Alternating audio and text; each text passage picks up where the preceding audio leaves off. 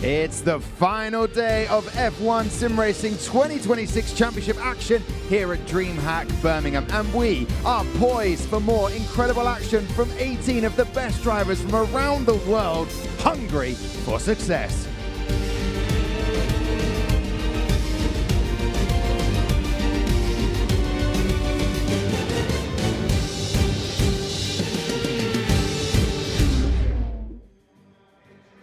After yesterday's thrilling race around the Japanese Grand Prix at the Suzuka circuit, this team were over the moon, celebrating because of their success and Otis Lawrence taking the title. I thought I'd jump into the car. Well, don't come round now, Cameron, because now they can see that I wasn't actually in the car. I was going to take a Sakura leaf out of their book, and anyway, I was hoping it would give me a bit of success for today. We're looking forward to all of the action. Let's meet the rest of the team as we get ready to go round the Sakir International Circuit. Yeah, that's right, Tom Deacon. The best way to do this show is always open with a good gag. Fair play, Tom Deacon. Welcome along. I'm Nicola Hume. I am joined up on stage by Kai Bacchini and George Morgan on comms. It may be daytime here in Birmingham at 3:30 in the afternoon, but it's technically night because we're going racing in Bahrain. We are, Nicola, and a warm welcome to you back again. I mean, hosting the show brilliantly at this case. I'm having a great time. Do we need Tom Deacon at this point? I don't know. Well, I think he might be stuck where he is anyway. It takes a while to get up when he's that I was going to age. say, it's a good job he wasn't in the car. We might have had to go and pull him out, but I'm not quite sure. But nonetheless, yes, floodlight action here this time around. Last of this first event, which is going to be something special and a great opportunity, obviously, for Otis Lawrence to come back, but most notably, Ismail Fassi starting on pole position for the first time in a Ferrari. That's the exciting point. I mean, Ismail was very, very happy earlier when I spoke to him, but we are here for the final time at DreamHack. Kai, talk to me. Oh, what an event we've had here at DreamHack. 3 amazing circuits for the drivers to battle it out and find out who is in top form for this season. China, round 1 was what we had just on the Friday, and that was enough action to set us up for the weekend. What a weekend that was. Japan as well. We just saw nearly one of the biggest upsets. We nearly saw Nicholas Longuet pull out a 10-second gap after picking up that jump start penalty, and now we still have one more result to be had. Bahrain, quite literally racing under the spotlights, the floodlights around the Suzuka Grand Prix circuit, and I can't wait to see what happens. Would you look at that? Tom Deacon is back on the stage. You made it. Proud of you. Good thank gag. you very much. I'm really going to do nice. the same comment that I did earlier. Yeah. I've got a bowling match to get to as soon as we finish this, if you're new to the show from what I've gone for today. It's brilliant to have their team back getting ready to go racing. But yesterday we were treated to a fantastic race. I mentioned it there. Otis Lawrence finishing on top. It just had a bit of everything and intrigue because early doors there were some penalties. Yeah, Tom, we've never seen anything quite like it before in F1 sim racing, has to be said. The jump start penalty of 10 seconds being issued to Frederick Rasmussen and Nicholas Longuet. Obviously, they then sprinted off through the field, working together to grow the gap to P3. Ismail Fassi, Otis Lawrence, of course, sat behind as well. They continued to swap to try and grow the gap. Eventually, Otis would also pull the plug on Ismail Fassi's run in P3. And Otis, a lot of discussion around fuel loads as well, since speaking to the drivers after what occurred yesterday, Ismail Fassi was actually fairly low in terms of fuel load, hence why he wasn't able to close the gap on the front 2, and that allowed Otis also to grow the gap between the Ferrari and the Alpine driver. But then heading up through the initial stages, once again the swaps are on show. Nicholas Longuet and Freddie Rasmussen still yearning, working to try and grow that gap. Rasmussen unfortunately would fall foul later on just due to an incident getting onto the curb coming through the Degners. Nicholas Longuet, though, they both managed to get past John Evans. This was quite an important moment as well. That was John Evans trying to hold up those 2 drivers to try and help Fassi out in his pursuit for a race win. Yeah, Fassi, we were speaking to him yesterday, George, and that was why we saw the 5-second penalty go in the way of Thomas Ronhaar. Bit of a brave dive bomb, maybe on the limit, pushing another competitor out of the way. You can't get away with that anymore. And Freddie Rasmussen, a very rare mistake from him, completely misjudging the Degners and going completely off the circuit. After that, rejoined the track, realized how bad of a condition his tires were in, and he had to let everyone else pass.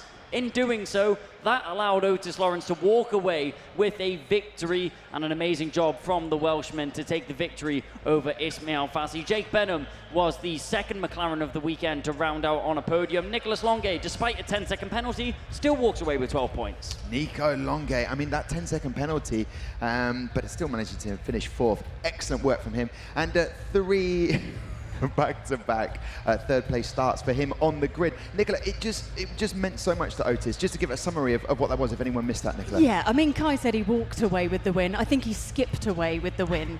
It was such a joy seeing his reaction, because we are here at DreamHack. We're in a live situation, there's lots of people here, so he could scream at the top of his lungs, and the entire team running up to him afterwards, just grabbing him, lifting him up. It was absolutely brilliant. Had a little chat with him earlier as well. This was just after quali, so I think he's in good spirits. The entire team of Alpine are in really good spirits right now. It's definitely a good vibe for them at the moment. Let's talk about the bad vibes, penalties, things that went wrong. That jump start, George. Yeah, 10 seconds was issued at the start of the race, going the way of Freddie Rasmussen, at the same time Nicolas Longuet as well, and also Alvaro Carreton, who fell foul to it. We're going to take a look at this little replay segment as well. The lights lingered for a fair bit. Freddie just getting a little bit trigger happy with the clutch release, and unfortunately left the line too early. Therefore, the 10 seconds was allocated towards his race time. He was the first one to make the jump. This is the incident as well that led to Thomas Ronhaar picking up a penalty as well, smashing the inside side pod of Tamas Gal coming through turn 11. The stewards took a dim view at that. We said this on the broadcast yesterday as well. Obviously not ideal for the Mercedes man, but he's got another chance of obtaining his first points of the season here at Bahrain. Freddie Rasmussen, so disappointed with that race afterwards, a bit emotional about it, as you can understand. Yeah, what happened? Can we get on board and see what happened? Well, I did speak to Andre Kunschmann earlier on, the cross team boss at Red Bull Racing. What I can tell you is this: he got onto the curb as well. Obviously, they were working to try and reduce the damage that the 10 seconds had done. He got onto the curb, quintessentially coming through the Degners. Unfortunately, ended up running off wide. He had a little bit of damage on his car, of course. Eventually started spiraling down the order, and therefore wasn't able to really maximise any further potential out of the Red Bull. Eventually sinking through the field. I know myself and Kai were looking at each other quite gormlessly, to be honest, trying to work out what on earth had Because happened. you didn't have the onboard. You were not gormless at any point. But I want to look at the crash as well. But I mean, in terms of getting out of the way, the drivers just knew that race is completely gone at that point. Yeah, it was. And I think this is it. This is the moment. Straight into the barrier. Ooh. There's the damage sustained. The front wing is not going to stay alive after an impact like that. Obviously, Nicolas Longuet had broken rank and cleared off. But the problem for Nico then was that he had no one to DRS off. So therefore, any potential further gains were gone in an instant. What did that do for the driver's standings after that result? Let's have a little look. But a driver that you've interviewed several times so far over this weekend, Nicola, and he just takes nothing for granted. Laser focus is Freddie Rasmussen, but he's still in there. He's joint second at the moment. I haven't spoken to him today, and I'm wondering how he's feeling. I mean, I've spoken to him every day since we've been here this weekend, because obviously he got pole, then a win, then he got another pole. Didn't quite get that win, but I was expecting to kind of speak to him at some point today, but that hasn't happened so far. So I'm wondering what's going on in his head right now. He's a hard guy to read in the first place, you know? Yeah, he's so in the zone for this. Both Red Bull drivers. Are you surprised a little bit from the form of the Red Bull drivers yesterday? Yes, I think obviously Jarno's race was compromised, I think largely by the qualifying session. I think on top of that then the strategy didn't necessarily work out. He went very late. We've seen that work in league racing in the past. Different kettle of fish though when you're in an F1 sim racing situation. Jarno just could not make that long stint work. I think they're probably going to look at that today and maybe manage it a little differently. Of course, he was out in Q2 again this time, so again, work to do at Red Bull. This is a chance for Alpine to really leverage the points in their favour against Red Bull. Charlie Partridge, I'm going to call him the team principal, very happy. Not familiar with being in this position at the moment. 2 points in the top of the team's championship. Let's have a recap then of quali today. We've set it up perfectly. That is your classification. Ismail Fassi at the top of the times there, and a return almost for that form that we saw last year from him when he became your Drivers' Champion runner-up. Yeah, absolutely, and of course back-to-back pole positions, very much like now current Williams driver Nicolas Longuet did back in 2020 and 2021. So Ismail Fassi now aligned with that stat this time. And yeah, much like last year, we'll be looking to take it all the way. He wasn't happy with the lap though, which was really surprising. Again, me and Kai were looking at each other, wondering what he was on about. 22 thousandths clear of Otis Lawrence, who is relentlessly quick, and Otis believed he had done enough to take a pole position. Yeah, if you didn't catch quali, make sure you join us next time out in event 2, because it is so exciting. At one moment, Otis Lawrence thought he had it in the bag. Nicola, very surprised with Jake Benham. You chatted to him afterwards, to be way down there after being on the podium yesterday. Well, I think we need to have a chat about that, because it all comes down to that last lap, doesn't it, when it comes down to quali? And he was doing very well. However, it all came down to track limits for him. And you're going to see how minimal this is. It's literally millimeters we're talking here. We've slowed this down, by the way. Yeah, we have. But it's that moment that lost him that quali session, and it's such a shame, because it literally is the smallest width of a hair. Yeah, and he said to you, this race is always messy. Now, if anyone is unfamiliar with that, what does that mean, Kai? It's going to be a messy race, so they're already thinking strategies. Well, just think chaos and then multiply that by 100. That's exactly what you need to expect from the Suzuka Grand Prix. Expect the unexpected, and then you have an open mind. Enjoy the show that will be put on by these drivers. Plenty of overtakes, plenty of strategy talk, and I'm sure plenty of surprises will be packed into this Grand Prix. 5.4 kilometers of circuit and 15 corners. Plenty of room for plenty of room for error and plenty of room for victory as well. Love it. I spoke to Lucas Bloom earlier on, the race engineer for Racing Bulls. I'd like to focus on them a little bit. He was giving some fantastic insight into what they're doing, and he said it in a sort of very fun way. He said, I'm really happy with both drivers because they're listening to what I'm suggesting, which is what you want from the race engineer. But in terms of this partnership, Tom Manley, last year finishing 4th in this race, and then Ulash Ozildrum, like getting it up there. I mispronounced his name, Ozildrum. We have practiced so hard for this, but George, what have you made of his performance so far? I thought you did a great job, Tom. Oh, thanks to say. But yeah, no, I mean, Racing Bulls have really impressed. 2 drivers into Q3, both chasing higher end top 10 positions. Tom Manley, as we mentioned already, former Challengers champion in the past, so has got pedigree when it comes to winning. Ulas Ozildrum, we look back at his performance at China, once again in the fray for a race victory, just could not quite put a stopper to Freddie Rasmussen's domination when we went to Shanghai on that occasion. But there's definitely lots to be excited about from this pairing, and I would argue that we've seen underwhelming performances from Tom Manley over the last couple of years. Came in with a lot of expectation, I think, after what he did in Challenges. You kind of think that he was going to hit the ground running. Hasn't, but maybe this season will be a little different. Yeah, it takes a little bit longer for some of the drivers. Mercedes, a driver that's been tipped for the last couple of seasons, is Thomas Ronhaar to get his first championship. It's not going that way at the moment, is it? No, it hasn't been ideal at all for Thomas Ronhaar, and I think Suzuka will have been a big heartache for him indeed. It was a rash overtake, that dive bomb down the inside. The gap just really wasn't there heading into the hairpin. The room wasn't available, but Ronhaar just trying to make something good out of a bad situation. However, today, he finds himself 4th in qualifying right now, so he has a good opportunity to recover from his mistakes yesterday, put that behind him, and try and gain some points for the championship. Mercedes still sitting pointless after 2 races in this championship. That's crazy. That is genuinely crazy. But then when it doesn't go your way on day 1, you start chasing for it a little bit more. I would be curious to know what Thomas Ronhaar is thinking right now, Nicola Hume. That's such a good question, Tom Deacon. Thank you so much for asking. It's almost as if I spoke to him earlier, and we're about to show you that clip. Incredible TV. Right, let's have a little look now. So Thomas Ronhaar, tricky qualifying, very tight qualifying earlier. However, P4 looking pretty good. Yeah, it's been a very, very tight qualifying. I think where I start to all the way to P10 is 300 of a second. So, yeah, one mistake, you're all the way down in P10 with all the chaos in the midfield. So, yeah, really happy to pull off quite a good lap for me, to be honest. I think after quali, the pace wasn't quite there for Paul. P4 is a good starting position, and we could do a lot of good things in the race. I mean, you said the word chaos. Let's talk about chaos, because a few other drivers have mentioned that Bahrain will be a chaotic race, most likely. You're starting in P4.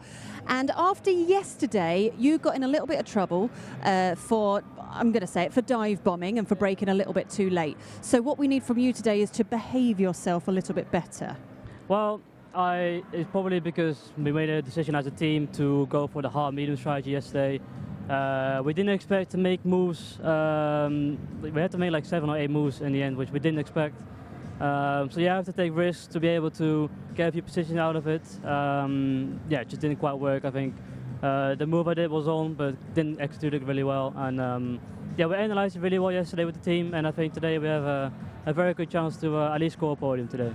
Yeah, so with the potential chaotic race, you're going to be really, really in control of yourself, because at the moment Mercedes don't have any points in constructors, so it's kind of all down to you keeping it together, I guess. I think as a team we have a good potential for this track, and like I said, we have 0 points, so we have to step up. It was a good wake-up call yesterday that we need to be on it. The pace is definitely there. I think the team have a great strategy behind for today, so. It should be good. Nice, Thomas. Thank you very much for talking to me. Thank you. Fantastic interview, Nicola. Really putting Thomas on the spot. It felt, and I'm not saying it was uncomfortable. It wasn't, but the questions needed to be asked, and he knows how to deal with it, and that's how we've set things up. It's kind of my job. It's kind of why I'm here. I mean, Thank you for being here. there was a situation yesterday. We know that he got in trouble for it. We do need him to behave himself because we need them to get some points. And it's as simple as that. Say it to his face. Okay. That's what I believe. Thank you very much, Nicola. Say it to my face, George. What can we expect from the Sakir International Circuit? You don't actually have to. Well, I think Kai is absolutely right. He summed it up brilliantly. Expect the unexpected, I think, around this circuit. And I am expecting maybe some of the drivers to finally adopt maybe an orthodox strategy, something we didn't see yesterday. Well, we'll wait and see. But obviously, coming into this one, Ismail Fassi with a great chance. We head to the Sakir International Circuit for the Bahrain Grand Prix. First Grand Prix back in 2004 in real life. First in F1 sim racing in 2018. 2019, the first winner, David Tanitsa, en route to his World Championship success, and that was with Ferrari as well. In terms of the strategy, we are expecting more from the soft tyres, though we could yet expect something between mediums and hards as well, slightly more conventional, but softs set, I think, to make a prevalent comeback here in the F1 Sim Racing World Championship. Laps approximately lap 9 to 13, the pit window from softs to hards, with lap 16 to 20 between hard to soft. I don't think we're going to see many box late onto the soft. I think that's going to be an initial stint that we will see it. Maybe we'll see someone move onto the medium after the hard tyre. Perfectly setting up that pit stop, because I heard earlier on Thomas Ronhaar saying it's all about the undercut. Is that true, Kai? Yeah, the undercut is so strong around here at the Suzuka Grand Prix circuit. A track like Suzuka that we had yesterday, the undercut is only strong if you had clear air, had good strategy, and was perfect. All right, well, listen, in the words of Nicola Hume, behave yourself. George and Kai, enjoy this race. Thank you very much, Tom. Privilege as always. Thank you as well, Nicola Hume, too. Let's go through the grid from back to front. Jake Benham after the podium. First for McLaren yesterday, 18th. Back of the grid this time alongside Istvan Pukki in 17th. We move on up then to the 8th row of the grid. With McLaren and Williams at the back, we see Joris Krozen, not the position he's used to after 2 starts already this season. His third in 16th, with 15th for youngest driver on the grid, Julian Klaffenbach. We then head up from the 8th row through towards the 7th row, starting from 14th on the grid. Of course, just in front of Klaffenbach will be Tamas Gal, with John Evans, of course, Scuderia Ferrari, much better this time. Of course, we'll hope for better again. Tamas Gal starting from 13th on the grid. More to come from the young Hungarian. We'll move away from the 7th row through to row 6. Jarno Opmeer once again evicted out of Q2, lining up alongside fellow Dutch counterpart. It's Duncan Hofland from Aston Martin. Of course, have had a success here at this circuit in the past with Lucas Blakely back in 2021. We move inside the top 10. It'll be row 5 next, and 10th place will go to Danny Berejnay. After going fastest in the initial through qualifying, it did not reveal itself again in Q3, starting from 10th alongside Tom Manley, the former Challengers champion, starting in 9th on the 5th row. 8th place for Alfie Butcher, of course 3-time race winner already with a 50% win to podium ratio, and then Ruben Pedreño in 7th in yet another start for Aston Martin.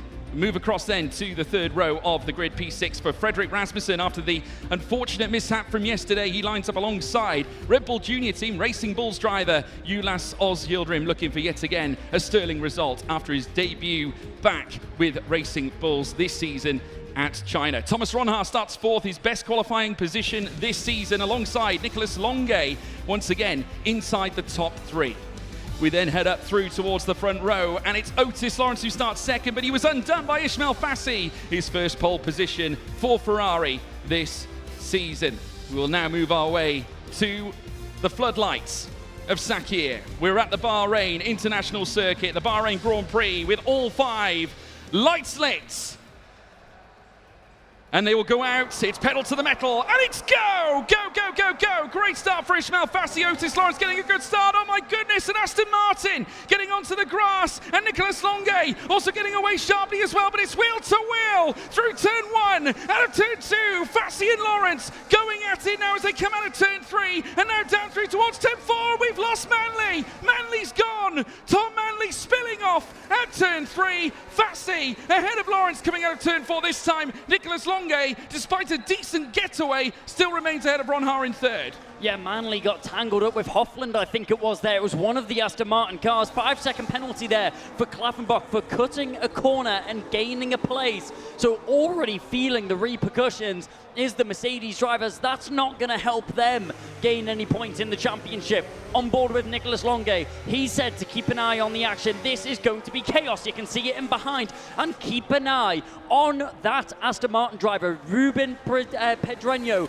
the only Spaniard to be on the soft compound of tyres, the only competitor to throw a curveball and go for the alternate strategy. Let's see how it's going to work out for him. Well, it's worked out in his favour so far because he's had a blistering start off the line, and that is exactly what we would expect from these soft compounder tyres. These early stages is where he's going to gain the most time, and he needs to take advantage of these soft tyres whilst he has the life in them. Well, Nico Longuet down in third at the moment, obviously just trying to hold his own ahead of Ruben Pedreño right now. Of course, Pedreño needs to make places now in this early stint as they all pull across to the inside line. You can just see Otis now. They're going to break outside of the aero, covered off once again by Ismail Fassi. Longuet still down in third, and now ahead of Ruben Pedreño. Will look to hold station. Pedreño not the best of exits out of turn 2 there. Of course, lost a little bit of time with Thomas Ronhaar looking to gain his place back. Of course, Pedreño can't afford for these softs to die off, or certainly be all used up in the early goings of this race. Klaffenbach coming toe-to-toe with Jarno Opmeer. In fact, he's going wheel-to-wheel now with Tamas Gal over P10, and in fact, he's lost 2 positions again.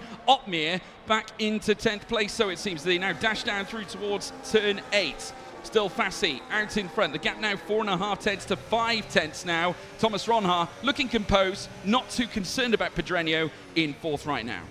No, and I don't think there's much that Ronhaar has to be worried about in terms of the Aston Martin in front of him. Completely different strategy plan between the two of them right now. Ruben Pedreño, although he's also on the fastest tyres on the circuit, on the optimal tyres for the moment, he has to be careful because he wants to get the most pace out of these tyres whilst also making them last as long as possible. The longevity of these soft tyres is going to be important for Pedreño, and it will be a deciding factor on how good his final stint is. He wants to make these soft tyres last as long as possible whilst also getting the most performance out of them. So Pedreño in an awkward limbo right now, but I'm sure with his experience and with his pace as a driver in this championship, he can make it work. I'm sure he will.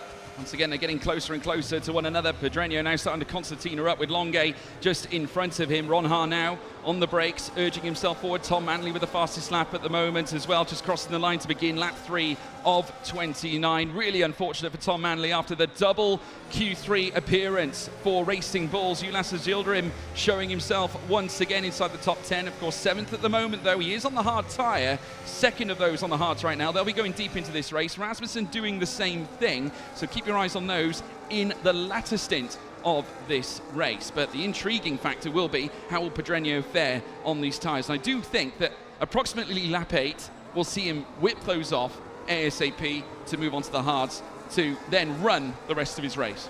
Yeah, the hard tyres around here in Sakhir are surprisingly a very strong tyre in the race. We've actually just seen Tom Manley get the fastest lap of the race so far on those hard compounded tyres. So making those tyres work and getting them into an operating window early on is crucial, especially when you're on that hard compounded tyres. Although we're only 3 laps in, there's so many deciding factors coming into this race. Rear tyre management is going to be a huge factor for all of these drivers. The abrasive desert asphalt is not forgiving at all here at the Sakhir Grand Prix circuit, so controlling wheel spin and controlling your throttle application out of the corners will be crucial in making these tyres last. Braking as well into corners like this. Turn 1, one of the main overtaking zones. Turn 1 and turn 10, as well as the rest of the track.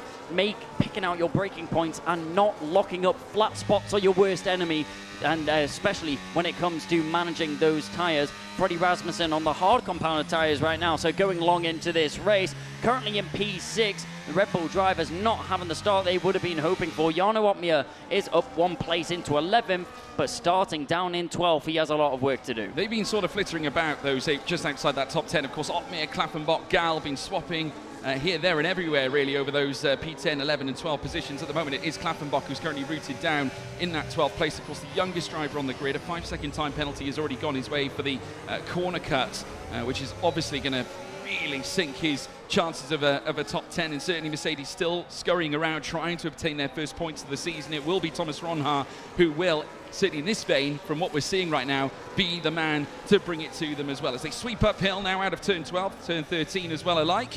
They're now going to swing through this next right-hander this time out of turn 13, down the long straight towards 14 and 15. And then we'll begin 5 laps, or lap 5 of 29. Fassi still in control. Otis Lawrence just gamefully staying in tow of the Ferrari man right now. Just see there urging himself closer. Thomas Ronhaar to the back of Ruben Pedreño, and it might be an advantage here for Ronhaar to get as close as he can to Pedreño, maybe even make the move just to sort of break Pedreño's focus, perhaps at the same time put a little bit of needle in that strategy that he's trying to unleash against the rest of the grid, because Pedreño, the only man on those soft tyres, looking to cause a stir inside this 18-car classification as they now head down through towards turn 4 once again. We're right on board with Pedreño once more. Still looks focused, still looks composed. Could do with a couple more places, though, I think, in this case, Kai. Yeah, that's exactly what he needs. And for Fassi and Pedreño, they will both be hoping that the drivers in between them break this DRS train, because this is the worst situation that Ismail Fassi can find himself in. He's not able to manage his fuel load. He's not able to manage his tyres as well, because he doesn't have the DRS to be able to back off and push back on the straights. But Ruben Pedreño just struggling to find overtaking opportunities, and it is difficult when the drivers in front and behind both have DRS, because you don't really have an advantage over anyone else. 5 laps in, he needs to be careful on these softs. They are going to start dropping off in terms of performance that it's outputting onto the circuit. So maybe leaning and relying on his ERS deployment for defense and overtaking is going to be more crucial for the Aston Martin driver right now. Another thing that will be playing in the back mind of these drivers. George, it's actually surprising how many things that these drivers need to be focusing on whilst racing. Again, a lot of them will be second nature at this point, but still a lot to focus on. Yeah, I mean, obviously there's been conversations around fuel, there's been a conversation around strategy, obviously when to box. These are the things that the teams will be working on with their drivers as they now come out of turn 2 and turn 3, now down the straight again. We're now on board with Thomas Ronhaar, of course, a former title contender. Hasn't quite worked out for Ronhaar historically, best position being runner-up in the championship. But we'll be looking to improve again, though the start of this season has certainly not gone to plan. But this time, he could cause at least some sort of a stir to end our first event here this season in 2026. And better days could be on the horizon here for the Brackley team. The rear lights flashing, suggesting that the engine, or certainly the battery, needs to be recharged. There's Isfan Pookie on his return for the team as well. Of course, started out back at China in his first start for the Williams sim racing team. Former Ferrari driver, incidentally, and Mercedes. Generally considered a number 3, but now has a pivotal role at Williams, who have certainly discovered this new lineup. Of course, Nico Longuet prevalent in that as well, given his form in the F1 Sim Racing World Championship, has been part of the scenery now for quite some time. Just look at this from Pookie, right on the tail of Joris Krozen, and he might choose to make the move coming through turn 13 up the inside. Is he going to carry the speed? They're going to go wheel to wheel. Oh, a little twist of the wheel, and Pookie nearly lost the car. And I must say, he could have lost a little more than that than just to move to Jake Benham. Benham still remains behind him, but that could have easily led to him moving into the barrier. Big mistake from Pookie, and in such a tight-knit field, you're going to feel that one. Big error, just trying to get on the accelerator too early, trying to feed through the throttle too erratically to get that drive out of 13. But when you're off the racing line, there is not as much rubber down on the surface, so you're not going to feel the grip through your acceleration. And Istvan Pookie finding out the hard way. That could have ended in curtains for Istvan Pookie. Hasn't been an ideal start to his time at Williams. Obviously doesn't want to tread into that barrier or end his race. Of course, they're looking for better results here, Williams. They've got a great team, as we've said. But Pedreño now looking to nurse his car around. Remember, Lucas Blakely winning for Aston Martin back in 2021. That was the year before the Scot would go on to take the title. Of course, went on to beat, actually, Nicolas Longuet. He finished second in 2021 as well. Carroton making it third for the Williams team as well by extension. So it's the familiar names, familiar faces in terms of teams in that classification. We're seeing them at the top as well. Obviously Alpine with Otis Lawrence this time, and Williams this time with Nicolas Longuet, or Nico Longuet, as they now climb uphill out of turn 12, turn 13, and now through towards the 14th corner at the end of this particular straight. Lap 7 of 29. At the moment, it is still Ismail Fassi leading the way by just under 5.5 tenths. That gap, though, is coming down. Remember, those at the front are on medium tyres, the top three. Then it's the soft tyres of Ruben Pedreño. Thomas Ronhaar on the mediums at the moment. Still no look for a pit stop quite yet for Ruben Pedreño, but Thomas Ronhaar edging ever closer to the rear end of that Aston Martin. Not yet keen to pull the plug just yet on Ruben's run in 4th place, but you never know, further corners to come. Ronhaar, as we know, loves a dive bomb into the heavy braking zone, so it's only a matter of time before we see an attempt here from the Mercedes driver. But the last thing he wants to do is throw away any points that he could be walking away back home with, as just tailgating this Aston Martin here, so close between the two of them, staring at that blinking red light through the corners as the cars are harvesting battery, ready for deployment on the straights. That will be for defense and for overtake if you are the car in behind. Top 5 currently separated, not much between any of them, less than half a second. So close under braking there through turn 10 as Ronhaar deeper on the brakes. Surely that should mean that it's a better exit out of the corner and down the straights between 10 and 11. As Ruben Pedreño is doing a good job at managing his situation. Yeah, still managing that P4 position, and obviously now they're going to be having discussions, I'd imagine, between himself and the engineers as to when the best time to box is. Lap 8 was, of course, part of the strategies that we saw coming in to this particular race at Sakhir. We're now watching them make their way down through towards the final 2 corners here on the racetrack. Turn 15 now, we'll see them then venture down the straight towards turn 1 yet again. Ismail Fassi still leads the way, dragging the cars over to the near side just across past the pit lane. Pedreño remaining out on track, not opting for the box just yet, but we do have a first pit stop anyway. Tamas Gal comes in and he's looking to remove the medium tyre. So jumping off that sooner than the soft. Big undercut move here from Haas. Those soft tyres may have dropped off earlier, but it's not going to be a massive difference between the pit window of the soft and medium tyres, especially with it only being a 50% race distance, 29 laps, 9 already completed, and Ismail Fassi just maintaining the gap back to Otis Lawrence right now, not really feeling the pressure, but also feeling the presence of Lawrence in behind. Pedreño is outside of DRS as well, so that now could enforce Pedreño to come in ASAP, because obviously, if he remains behind, doesn't get DRS, and the cars in front, obviously the 3, I'm talking about Fassi, Lawrence and Longuet, could now build the gap from Pedreño, even more so, and still he's not within a second, so no DRS for Ruben Pedreño. The Aston Martin in no man's land. As it stands, they now climb the hill, coming through turn 12. Pedreño's got to use some of that battery. Ronhaar has stored enough. He has got 78% in his locker as they now round turn 13 again, this time committing to that curve on the inside. It just seems to me that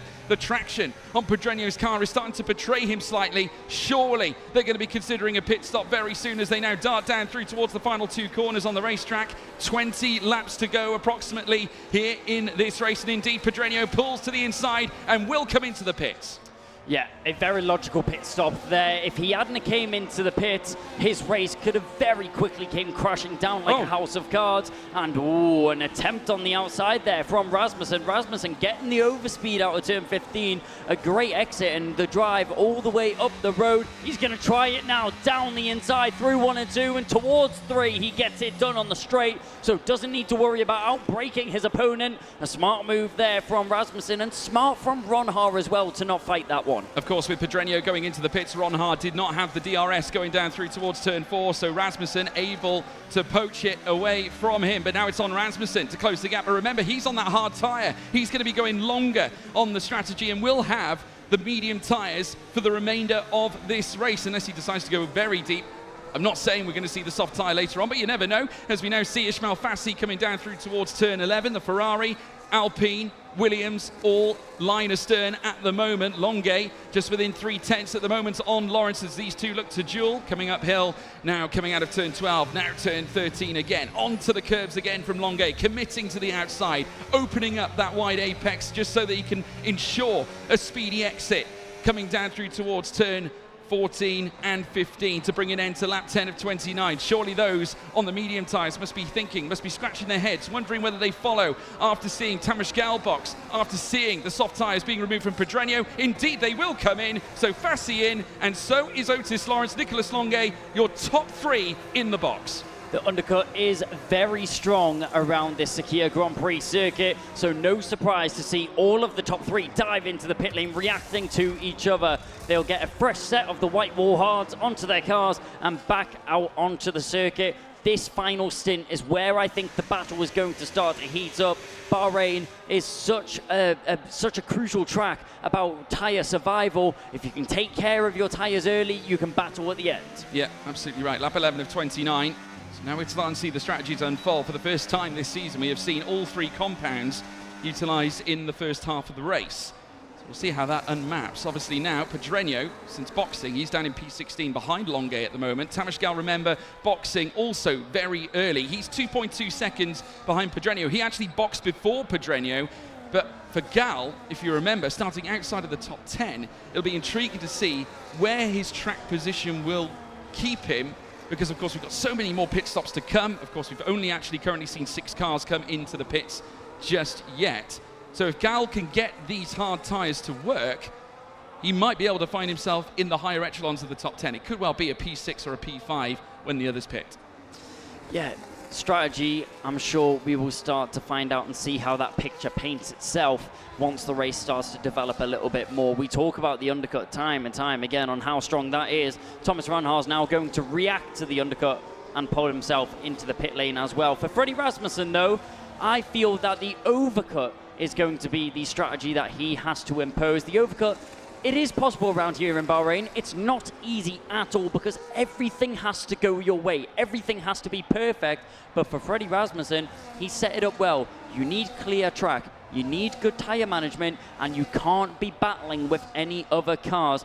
Here we're still looking at Otis Lawrence and Ismail Fassi. For Freddie Rasmussen, he will be hoping that these cars get stuck in traffic and have to fight their way through, losing them subsequential time and also extra tyre wear. Yeah, well, I mean, naturally they're going to go long anyway on that hard compound of tyres. Part of the strategy, they need to go later, obviously, to make use of that hard compound. Obviously, they'll have the mediums to choose from later on. Like I said, maybe even the soft tyre, though generally we do tend to see it at the start of a race, as now we see them come down through towards the next left-hander at turn 11. It's Ulash Zildarim, though, in second now on track, obviously subject to pit stops just yet.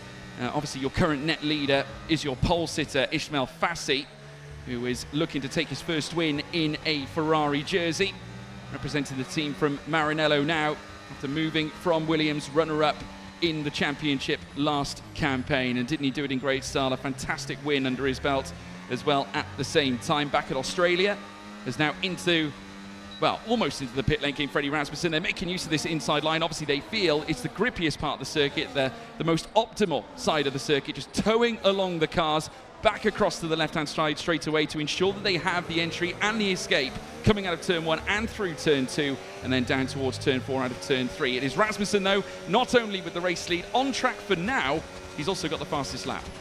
Well, he did. Not for long. Not for long at all. Ruben Pedreño, after departing of his soft tyres, finds himself on the new hard compounds. Interesting to see that the hard compounder tyres are much quicker than the softs that Ruben had on his car just moments ago.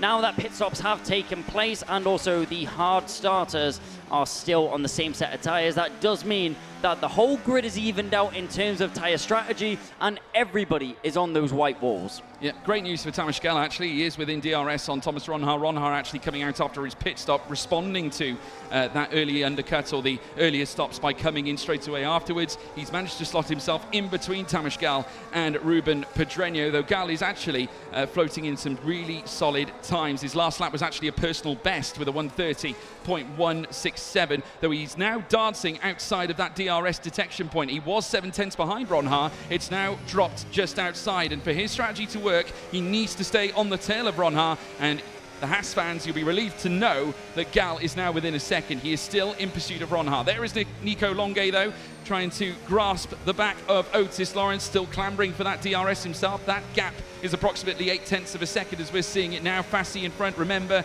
net leader of this race, and trying to chase down after Tom Manley. The gap between Manley, who is not yet pitted, who is now at the back. If you remember, he spun off earlier on and therefore filtered to the back of the field. The gap now between those two, 9.5 from net leader to P9, and back marker, net back marker, I should say, because he hasn't boxed Tom Manley.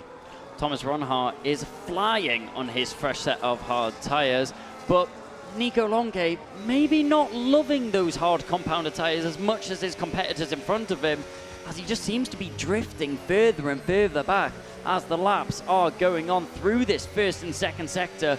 We know the Williams driver is so strong through the technical aspects of this track. However, through the flowing corners, doesn't seem to be able to keep up that medium speed and keep the low average to keep up with Otis Lawrence in front of him, as Lawrence just breaks away here towards 9 and 10. A very crucial braking and also application of the throttle zone. Still has the DRS, so nothing for Nico to worry about just yet, but the two cars in front just a little bit further than he would have been hoping for. Ismail Fassi, I have no idea how he's still holding on to this position with no DRS available to him so far this race. Yeah, potential nightmare for Alfie Butcher as well. 1.3 seconds outside of the scope from Freddie Rasmussen. Of course, he is still in DRS picture with Ulash Azilrim, though, at the moment. Obviously, McLaren searching for any gains they can find. Now we're seeing the drivers that started on the hard tyres coming into the pits. Danny Berejnay and John Evans now coming in. Of course, the times you're seeing on your screen, folks, are the leader gaps.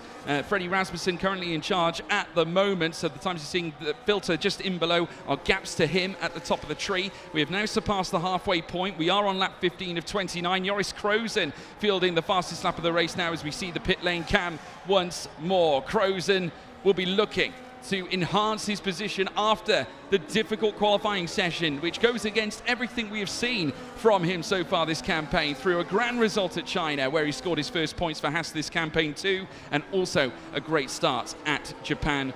Also, things a little different at Bahrain, but it doesn't mean to say that he can't correct it. Joris Krozen ahead of Julian Klaffenbach, who's right on board with Klaffenbach right now, the youngest man on this grid, 17 years of age. Just got a little bit sloppy over those curbs there, but manages to cut the car back through turn 8 and rushing down through towards turn 9. But he does have that 5-second time penalty, which certainly will not help his cause where it comes to achieving a great result. So far, we have seen more than half the grid now change onto a fresh set of tyres. We've got 2 drivers on medium compounded tyres. Those are the first 2 that changed off the hards. As now we see Danny Berejnay looking around the outside. Now this time on Duncan Hofland. Hofland, though, coming back.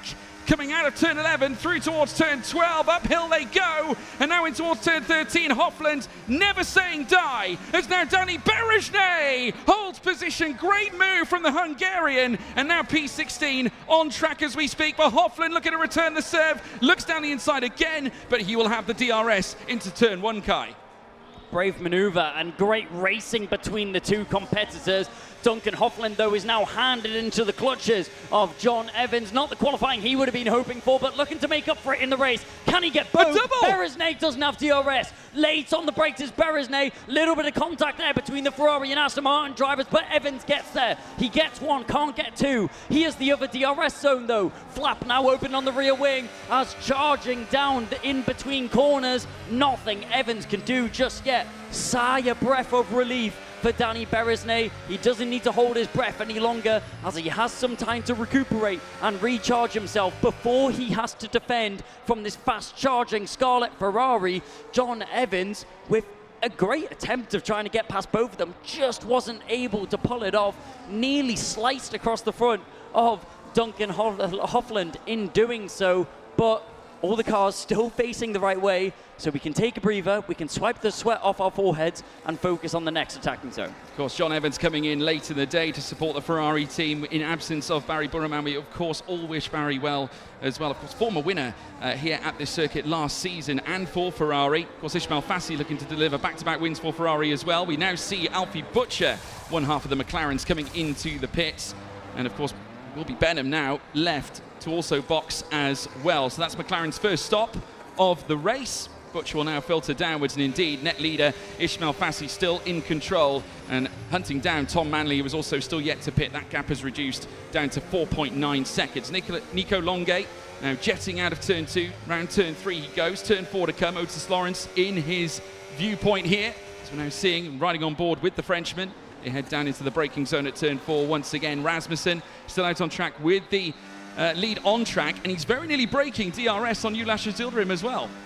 Well, looking down there into turn one, one thing I've just noticed, George, as it's just sprung to my mind, this just shows how much detail goes into these Formula One games. And it sounds like such a small detail that wouldn't have much of an effect, but in the grand scheme of things, it very much does. Ismail Fassi, no dirty air in front of him. If we noticed on that Ferrari car, he's able to attack the braking zones so much more than Otis Lawrence in front of him, and that will be down to the fact that Otis Lawrence's brake temperatures will be sky high in comparison to the Ferrari in front of him. That is due to, first of all, the hot and humid conditions under the floodlights here in the Suzuka Grand Prix, but also the dirty air of following his competitor in behind. Well, we got Rasmussen and Zilderim now coming into the pits, so those are our on-track race leaders. Jarno Opmeer has now taken on the baton. He's doing something similar to what we saw at Japan yesterday, going the longest of the Red Bull drivers on the first stint. So we'll see now where Rasmussen falls, because of course he's going to have younger tyres than most. He is on the medium compound now. Of course, we did expect that to be the case coming off the initial stint. He's filtering below Thomas Ronhaar. John Evans with the fastest lap of the race. The pace is with the British driver who celebrated his birthday not too long ago, turning 22. As now we ride on board here with Otis Lawrence down through towards turn 4. Still chasing after Fassi. Otis looking for back-to-back victories for Alpine, which would no doubt secure his place at the top of the championship table coming off the back of round 3, which would be a stunning way for the Alpine driver to start. Of course, hailing from Swansea in South Wales, coming all the way here to Birmingham to cause a stir and effectively give the team from Enstone every opportunity of perhaps landing an incredible world championship as they now make their way out of turn 10. Down through the back straight now, through towards turn 11. Again, DRS open here for Otis Lawrence. Not close enough to make the move, and I don't think he's really interested in making said move just yet. There's plenty of time to do just that. Ismail Fassi, at the moment, 2 seconds off the back of Manley. That gap closing all the time. Remember, Manley yet to box onto a fresh set of tyres, but his race effectively, well, you could argue that it came to an end after that initial stint. Remember, he started inside the top 10. Fortunately filtered downwards. Jarno Opmeer coming into the pits now at the end of lap 18, moving on to lap 19. We've got 10 laps or so to go. Benham following his old teammate in as well. So now the movers and shakers are coming into play. Fassi has moved past Manley because Manley's also pitted. So now finally we have our official race leaders now, and Otis nearly pulling the plug on Ismail Fassi coming down in towards turn 1. Got very close to the back of the Ferrari and will of course have DRS for the run down through towards turn 4 as they race downwards. Still not close enough yet to make the move, but now we'll see the race unfold as it should, with all strategies now said and done.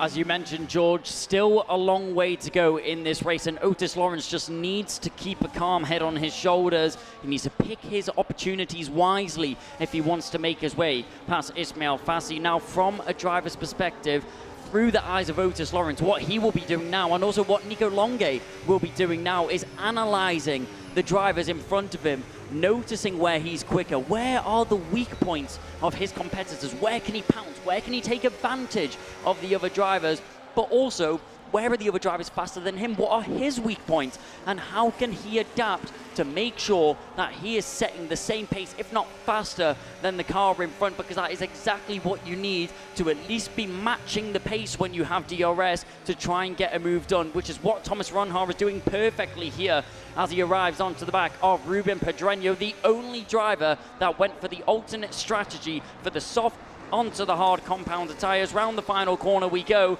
If he gets a good exit out of turn 15, which it looks like he has, the Mercedes driver might have an opportunity heading up into turn 1. 0.4 of a second. Remember though, Pedreño in a DRS train does have the slipstream on the car in front. I tell you what, I think Rasmussen may have picked the optimal time to box. Ismail Fassi and Otis Lawrence though battling over the lead, and in comes now Lawrence. He takes the lead of the race here on lap 20. Sterling stuff coming out of turn 1 through turn 2. No luck this time from Fassi coming through turn 4. But now the Welshman leads the way, and I just want to say as well, we have got all 9 teams inside the top 9 here on lap 20 of 29, and Fassi getting onto the curb ever so slightly. That will not help the balance, but still remains in second. No harm, no foul just yet, but Longe nursing his Williams along, and into view of Fassi right now. Fassi's former car in behind him, Longe's former car in front of him. It writes itself, Kai. It really does. Otis Lawrence picked his opportunity well and made his way past Ismail Fassi with no contest. Nico Longe is now going to be the next car to attack, but I do wonder, after the conversation that we had with Ismail Fassi yesterday, we're going to get a replay of this overtake. It was brave on the outside, using all the track available to get the shortest line through turn 2. That is what gained Otis Lawrence the race lead right now. Nico Longe is going to be the next car to attack the back of this Scarlet Red Ferrari. But off the back of our conversation with Ismail Fassi yesterday, George, was this a tactical move? We heard that Ismail Fassi was basically begging Otis Lawrence to overtake him yesterday so that he could manage his fuel, manage his tyres, and have DRS. So was this a tactical decision?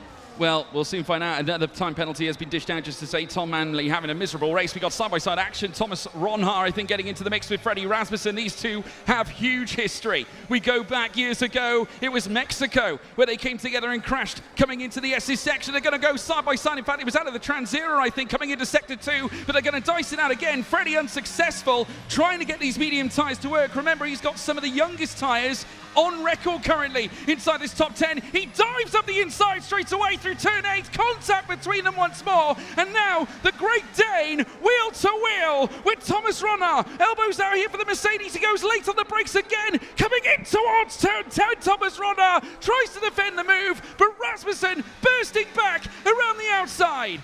Rasmussen completely sideways there through turn 10, now just itching left and right, trying to find a gap that will arise, but Ronhaar covering every space possible. Here comes the McLaren now. Alfie Butcher is sniffing at the rear end of Freddie Rasmussen, as Rasmussen is desperately trying to get this move done, impatient on his fresh medium compounder tyres, but the McLaren driver just sitting in behind, waiting for something to arise. Now's the chance. Down into the final bend. Alfie Butcher will get it through 15. He is going to be the car that now has to attack Thomas Ronhaar. What can Ronhaar do here to defend, as he's on these old hard tyres in comparison to the fresh mediums? Not an advantage going his way at all. Down into turn 1. Is there going to be any last of the late breakers? No, there won't. Rasmussen now under pressure from Ulas Odelzildrim, the driver who finished second in China earlier this weekend. We know he's on good form. Can he translate that into an overtake here in Bahrain? We'll soon find out. Turn 4, Freddie's gone defensive. Ulas Odelzildrim unperturbed at the fact it's a Red Bull car in front. Contact with Alfie Butcher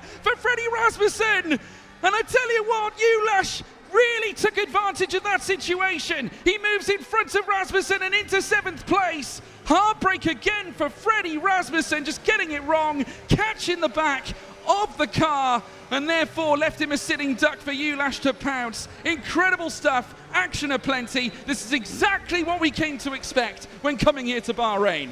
We said it was going to be crazy. We said it was going to be chaotic. We said it was going to be messy. And Freddie Rasmussen shows all three of those emotions in the space of one lap, just getting erratic in terms of the overtaking opportunities that he was choosing and not the right choices to be made in those situations. Alfie Butcher, on the other hand, though, was taking advantage of those opportunities, picked up the scraps from that battle, and now finds himself in an advantageous position.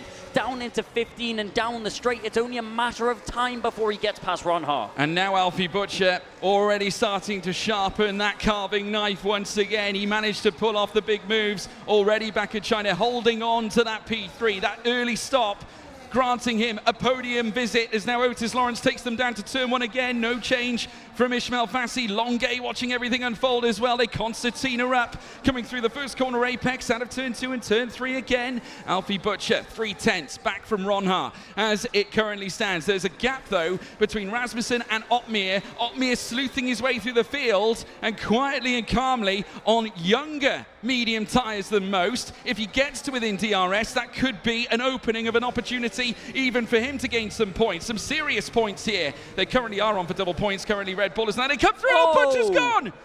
My goodness! Alfie Butcher has crashed out. That's surely a DNF. It absolutely is a DNF. That's our second of the race. My goodness, what happened at turn 8?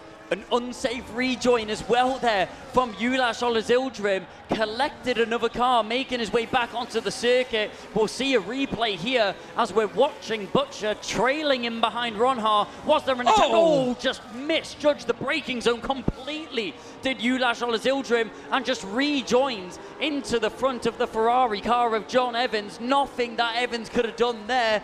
But I would not be surprised at all if it's not long before we see a penalty go the way of the RBE driver. There's absolutely no question, Kai. Absolutely no question. We saw the penalties dished out for Ronhaar yesterday for what we could describe as a heinous move coming down into the hairpin bend. Again, we see contact made, and it was the Racing Bulls that was responsible for it. I can confirm the stewards are hard at work. There is a penalty being dished out. So, of course, we'll hear more. And there's the confirmation. Julian Klaffenbach receiving 3 seconds of time penalties. That's on your screen as well. He's had a miserable day. We've lost John Evans as well. He's retired from the race too.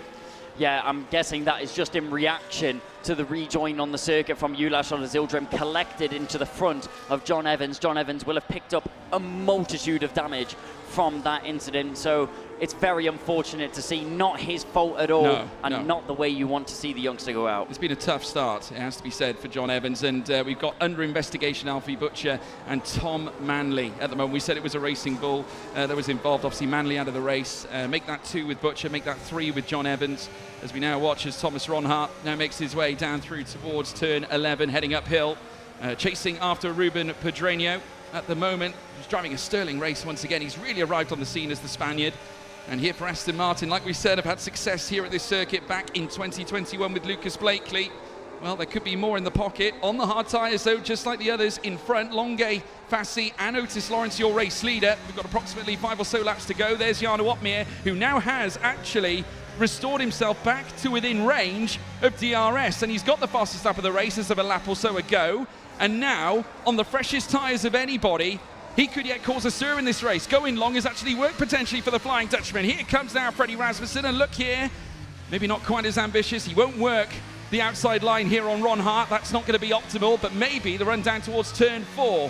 Depending on the exit, of course, DRS open for the pair of them as they now stretch down towards the next apex here on lap 25 of 29. They're all concertinaing up again. Another move heading down in towards the S's. Otmir and Rasmussen side by side, and the switch activated. Red Bull sending Otmir on. They know he's got the fresher tyres. Big chance for big points. They've sensed that Otmir is their best chance.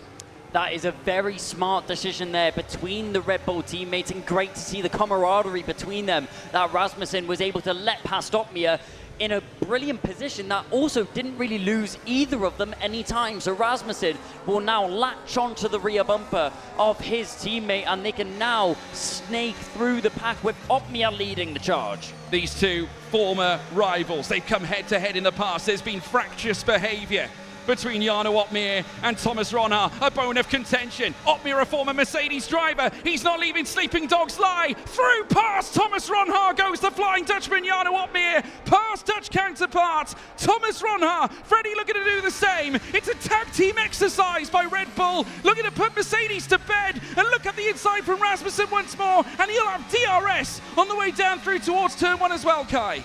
Yep, tucked right in underneath the rear diffuser of Ronhaar. Ronhaar needs to respond here. Rasmussen goes wide and is going to commit to the outside line. We saw it done before by Otis Lawrence. Little bit of rubbing between the two of them, but it's going to be committed here from Rasmussen as he goes over the apex of turn 2. Little bit of bumping once again. Ronhaar still there on the inside line. Can he get it down towards 4? No, he can't. Rasmussen switches back on the inside for 4, and now this brings in Klaffenbach into the battle as Klaffenbach tries to get past the Red Bull as well. No, order stays the same, and the court jury is going to adjudicate this one in the way of Thomas Ronhaar. Freddie Rasmussen not able to get through this time round, but what a brilliant battle. As opposed to 2 Red Bulls taking on a Mercedes, it's now 2 Mercedes taking on a Red Bull, but Jarno Opmeer urging ever closer to the back of Ruben Pedreño this time, who obviously boxed earlier than Jarno Opmeer. Remember, he was on the soft tyres on the opening stint, while Jarno was on the hard tyre, went long, and now is on a faster set of medium tyres. They climb the hill now once again through turn 12. Opmeer may take a look, coming in towards turn 13. No, not quite. Doesn't want to lose the opportunity of DRS on Nico Longuet, because that's his next place of interest, because that means podium, and that's what Opmeer wants. Yeah, there's nothing else that will be going through the mind of the Dutchman right now. 3-time world champion and looking to pick up a nice haul of points to recover from what he's lost over the weekend so far. Tucked in behind Pedreño. When is the opportunity going to arise? Maybe down into turn 1. He goes to the outside once again. Can he do what his teammate couldn't? Around the outside, uses the late braking to his advantage and gets the move done, squeezing his opponent right to the white line, showing him the door on exit. Otis Lawrence, though, back into second position as Ismail Fassi now feels his time. Absolutely, Ismail Fassi getting the move done into turn 1 as well, much like Jarno Opmeer did on Pedreño. Opmeer still with the fastest lap of the race and is now chasing yet another podium visit here at Bahrain. In the past 6 runnings, he has held 4 podium placings. Coming into this point, he's looking to make it 5 in 7, as now Otis now remains in behind Fassi as they now move through towards turn 10. They feather the throttle once more. Longuet, very well aware that Opmeer is currently on his tail. Of course, Opmeer all the way back to the early days where he started competing. We look back at 2019, where he drove the Renault to P2 here at Sakhir. That was his first team in his F1 sim racing career. That's where it all began. Longuet knows exactly what it's like to succeed in a Renault. He took pole in a Renault, but then of course now they became Alpine. At the moment though, it's a battle between Fassi in the Ferrari, Lawrence in the Alpine. They're back once more. Longuet in a Williams, Opmeer in a Red Bull on the freshest tyres of anybody. They've now got lap 28 of 29, penultimate lap of the race. Otis Lawrence may bid now to put himself in front, coming through towards this penultimate lap. Well, this penultimate lap here at the first corner. Lawrence going deep around the outside.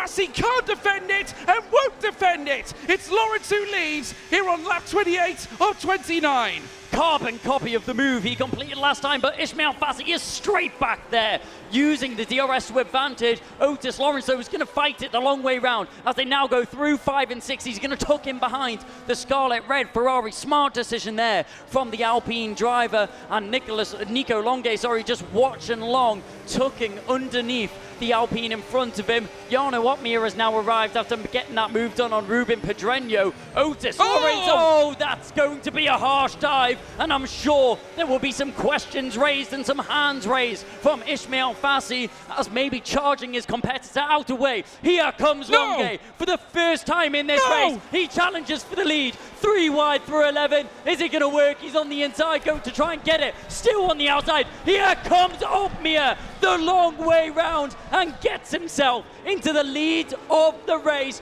3 times a champion and looking for a race victory. That's the move of a 3 times world champion. Jarno Opmeer, the Flying Dutchman, flew around the outside of all the others whilst the scrap was ensuing. But with 1 lap to go, it's all to play for. Opmier, Lawrence, Longuet as well. Nose to tail between them. Fassi down in fourth. Kai, where is it going?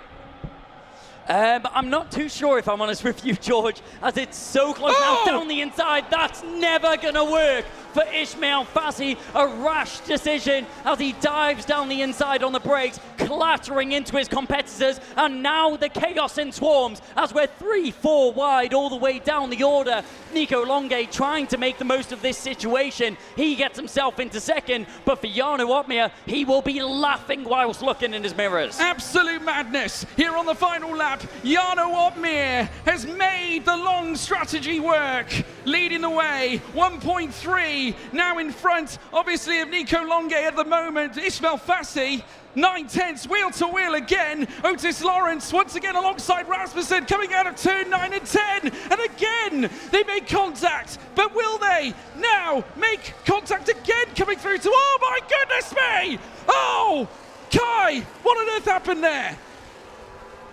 Your guess is as good as mine. I am absolutely gobsmacked by what I have just seen on my screen. One Red Bull is taking to the wall, but one Red Bull is on just one last stretch of road and one more corner before the biggest upset I have seen in F1 sim racing history. Started P12, knocked out of Q2. Here comes Jarno Opmeer. Jarno Opmeer, last winning here at Bahrain in 2020. The 3-time champion in style wins here at Sakir. The GOAT is indeed back. The Flying Dutchman wins here. The Bahrain Grand Prix, a hard-fought race. A stunning move around the outside at turn 12. That made it happen. That made it possible. Truly sensational. Pure cinema. A blockbuster of sorts. No doubt, he'll tell you himself. His greatest performance, I would imagine. I rival that to USA in the wet. Stunning stuff from Jarno Opmeer. I tell you what, it's hard to put it into words. There was so much that happened in the last couple of laps. Julian Klaffenbach making contact. We saw Rasmussen spill off. He, of course, finished down in P9. Ismail Fassi. There was a potential victory there. It's back-to-back P2s for the young man. Nico Longuet achieving a P3 as well. Yet another podium ferried his way. Ruben Pedreño also there too. Let's try and dissect what has happened, because Nicola Hume is with our race winner, Jarno Opmeer. I cannot. The atmosphere here is unbelievable. Jarno Opmeer, what on earth? Yeah, I can't believe it. I mean, I kind of accepted that it was going to be P3 at maximum, but I also realized these guys up front, they were fighting so hard against each other that with the lap they boxed, they were going to have very, very little tires left. And then, of course, Nicolas saw me on fresher tires behind, so he had to do something because I was recharging my battery and ready for a last lap attack for P3. So he had to go for it. And yeah, that's when the 3 wide moment happened. I cut back just like I did the few laps before.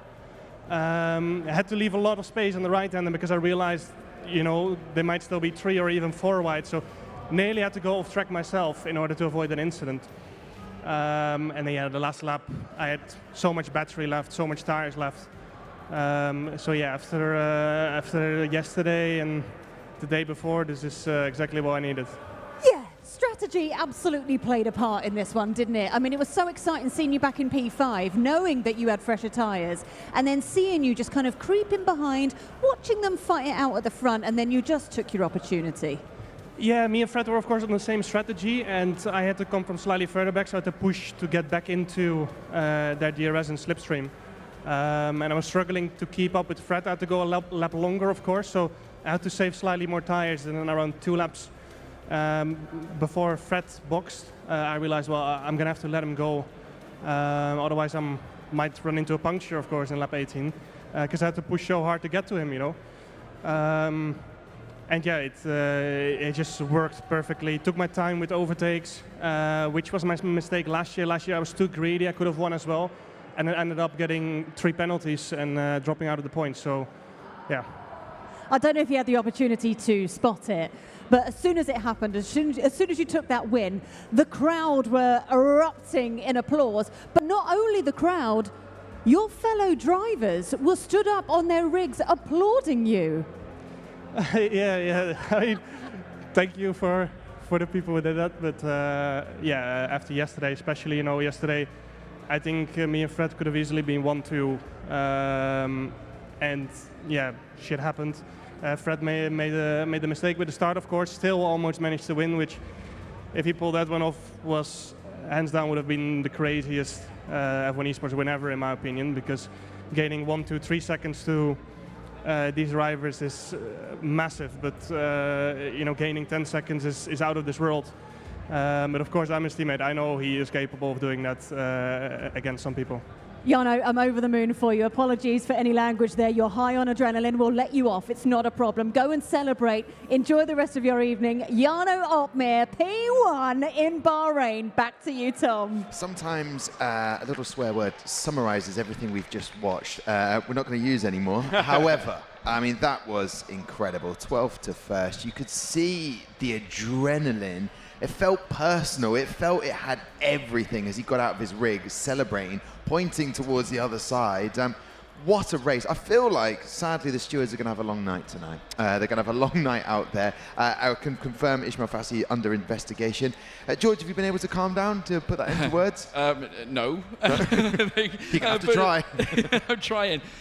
What a race, I think, first and foremost. I mean, you may as well have ripped everything up right at the end, though I will give credit to Jarno Opmeer. The late strategy did work. Of course, box later than Freddie. They were on the same strat, if you think about it. Obviously, they can't double stack, obviously. Yeah, it played off. What a move around the outside, can I just say. Coming through turn 12, taking on 2 cars, the ultimate opportunist, can I just add as well. Ismail Fassi, Nico Longe, and Freddie, of course, right in the thick of the action. Jarno there as well. There were so many different moving parts happening in the same top 10. It was unreal. But it's all about that through goes Opmeer moment coming through turn 12. That's what won him the race. The tyres were obviously on his side as well. And I also want to give a hat tip to Ruben Pedreño, who was the only one who went on the softs at the start. And his result certainly finished. He finished strong. You suggested it, and he listened, and he's done very well. Kai, at one point, George turned to you and he says, "What's happening, Kai?" And you're like, "To be honest with you right now, I do not know." I'm trying to put it in, but it was epic racing. We were told at the beginning it was going to be chaotic. Did that feel chaotic to you? I mean, I think messy, which all of the drivers were mentioning, was the perfect word to describe that. Absolutely. It was all over the place. So much was happening. You could barely keep up with it. My voice could barely keep up with it. I thought at a few moments that my voice was going to completely go, and with the action that we had on track, completely understandable. Both me and you were on life support, I think, at that 100%. point. Coming through the end of that. And we were shaking our fists like this. We were wondering what on earth was going on. Honest to goodness, there was a lot going on, even in the commentary box. I mean, just have a look at this. This is where the madness kind of started too. Tom Manley just losing it coming out of turn 3. We had more moments then onwards from that. Istvan Pukki, who was working hard to gain places, very nearly had a barrier moment himself. The pit stops then unfolded. I mean, credit to our highlight producer for managing to compile this compilation, because I can't imagine the amount of material they had to work with. Ulas Childerim, of course, right in the heat of battle. His teammate will unfortunately come unstuck, and we'll see it later on again, because obviously, aside from the spin he initially had, there was that bit of contact coming through towards turn 8. We'll spring onto that, though, shortly. Thomas Ronhaar, also not an ideal display on his part. A little bit of contact as well for Danny Berejne. This was the side-by-side again. John Evans trying to come into the heat of battle as well. Very nearly making a double overtake coming through turn 1. Just did not have quite the right line to make the second one count. Well, Opmeer must have saw that from a spectator's point of view and thought, you know what, I'll do one better later on. Absolutely right. He nearly did too. Otis Lawrence, though, again, trying to bully his way past Fassi. Those two would continue. That was essentially where the madness all happened as well, with Opmeer around the outside, Tom. It's just truly stunning. We've said it for the last three days. F1 Sim Racing 2026. If you want entertainment, this is the place to be. The racing has been spectacular. The strategy, the teamwork, and you can see what it means to every single one of those drivers. And some didn't make it through. I mean, there was a collision with Alfie a little bit later on. We're on lap 22 at the moment. And there it is. I mean, just shocking. And you feel for drivers in that moment, because it's no fault of theirs in many respects. No, I mean, Alfie Butcher just spilling off, obviously, after the contact. This was the sweeping move from Jarno Opmeer around the outside from turn 12, which effectively went or led to the race win. There's, of course, we saw Rasmussen in the background spilling off as well. But what a moment for Jarno Opmeer, Tom. I mean, 3-time champion and not afraid to admit it himself. That was one of the races of his career, I think, without any doubt. From outside the top 10 to victory at Bahrain. They had to send it. We've said it also with F1 sim races. You have to be bold as we watch. That was the moment I was talking about where Jarno Opmeer said it felt personal. He's like, I have a bit of that. And he is definitely the GOAT. He's making himself the GOAT. 3-time world champion Ismail Fassi.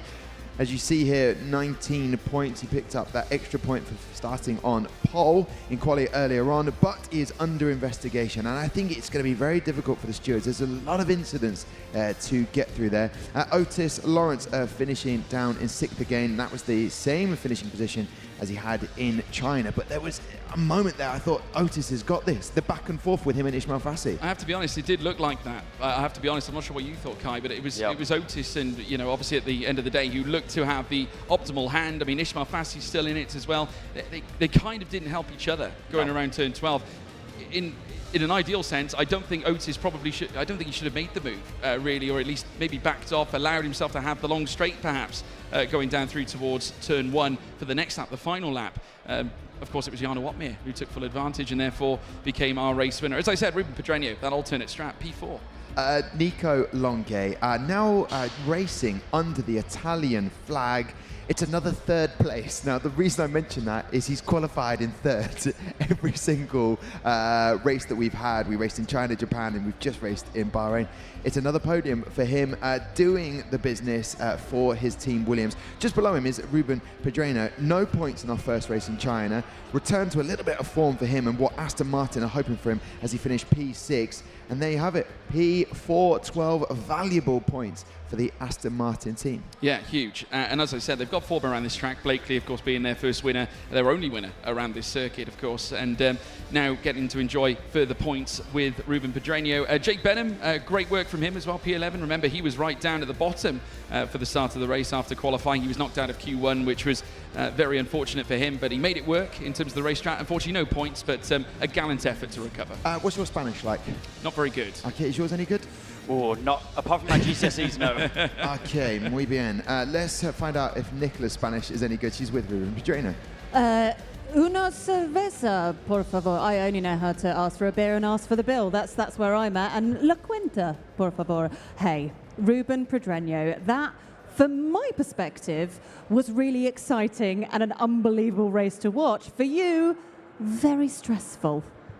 Well, it's a nice way to finish the race for sure, but the race was so stressful. After the quali, we knew that we had a lot of pace on our car, so we said, yeah, we are gonna go for it, go for that podium, start with softs, and try to gain places and see what happens. Start went really good, moved up to P4, I think. Just sit there, save tires, and then second stint full push because they were crazy fast. Having to save tires, then the medium tires came, having to defend them. Thankfully, I had Thomas behind with his elbows out. So yeah, I think it should be a podium after what I saw. So first one in green again now, so yeah, insane. Well, at the moment, we have you in P4, but there are still investigations that are happening, so we still don't quite know yet. But what I want from is to talk me through those last couple of laps, because from our perspective, it was chaos. It was the chaos that we were expecting from Bahrain. Yeah, when I was like 4 laps left, I was on the theory of the puncher for the last 2 laps. So I had to manage, and then I saw Jarno coming from P13, I think, and I was like, this guy again here with his masterclass. So I just say, yeah, let him go, save tires, take P5. But in the back of my mind, I say, yeah, something is going to happen between Isma and Otis. And it happened. Just took it safe, saved battery, didn't go for the move just when they were off the track. Yeah, it was just taking it safe, taking those places when they were out of the track. And yeah, no risk at all. I mean, you got some points yesterday in Japan. You've got some points again today in Bahrain. So this is good news for the team. Yeah, of course. We are so happy with our performance. Was a bit sad after China because I shouldn't be there in Q1 and with that race. But after yesterday, bouncing back with a P6 and this race, like, it gives me a lot of motivation and to the team to keep improving and going farther up. Nice, Ruben. Go and get a uno, sir, por favor. We're going to stick with that. Yeah, it works. Lovely. Tom, back to you. Thank you very much, Nicola. Well dodged there. George, you've been hitting this screen in front of you quite consistently to try and get the classification of it. And look at that, you've smashed it. Driver standings coming up. These are provisional. And keep an eye on the F1 socials over the next coming days, as the stewards will be looking at some of those investigations they've got to get into. But Ismail Fassi, at the moment, currently 45 points there, top of the driver standing. But Jarno Opmeer, I think that's the best way to describe it from Ruben Barrichello. It was a masterclass. And we spoke earlier on, George, about the fact not always the best qualifying driver delivers when it matters. Never bet against him in race trim, Tom. Obviously, strategy, he's a bit of a mastermind where it comes to that too. And I think in terms of his raceability, I mean, this is, racecraft that he's honed ever since he was racing in junior single-seaters many years ago, before even undertaking professional sim racing. And obviously that craft, that element has existed long through his career now. It's led to those 3 world titles. It's led to arguably the greatest victory of all time, I think we have seen in F1 sim racing now. I'm calling it that. Mind blown, to be quite honest, and well deserving of 40 points in my opinion right now. This is event 1, but that felt like a speech for event 4 when we're crowning him again. It was perfectly said, and there you go, walking out to meet Tiziana. Lovely team sort of organizer for Ferrari. And what does it mean for the teams? Constructor standings, Oracle Rebel Racing at the moment 69 points on the top. And good to see Mercedes picking up 10 points with Thomas Ronhaar. Well, we're coming to the end of what has been staggeringly entertaining and at times breathtaking competition this week. George, Kai, Nicola, driver of the last 3 days. If you were just to put one driver. I know it's not easy, is it? Last 3 days? Yeah, last 3 days. Come Can on, I go first? Yeah, you can, George. Jarno Opmeer. Okay, he's done it. We'll come for why in a sec, but he's already given a speech. Nicola, is there drivers that stood out for you that you've been impressed with? Because as we build towards event 2 in the next few weeks, keep your eyes peeled on the F1 socials to know when that is happening. I mean, we're watching Otis, aren't we? I've really enjoyed watching Otis Lawrence. He has been incredible. I mean, he was in that fight right at the end in Bahrain just then. He did his absolute best. He's a pure joy. Although, Jarno, how do I pick?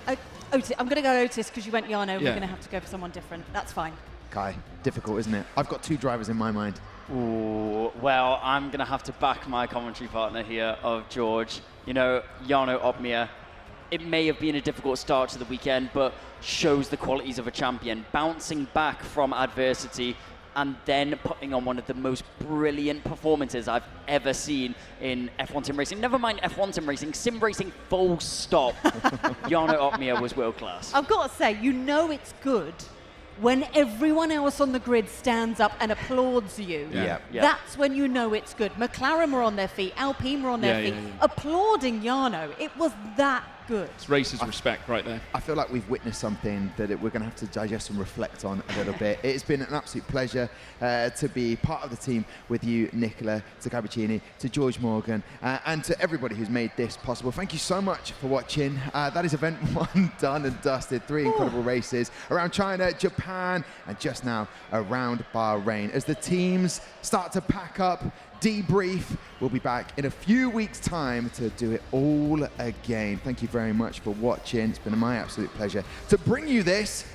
And now we will say goodbye. See you very shortly. And don't forget to keep up to date with the F1 socials.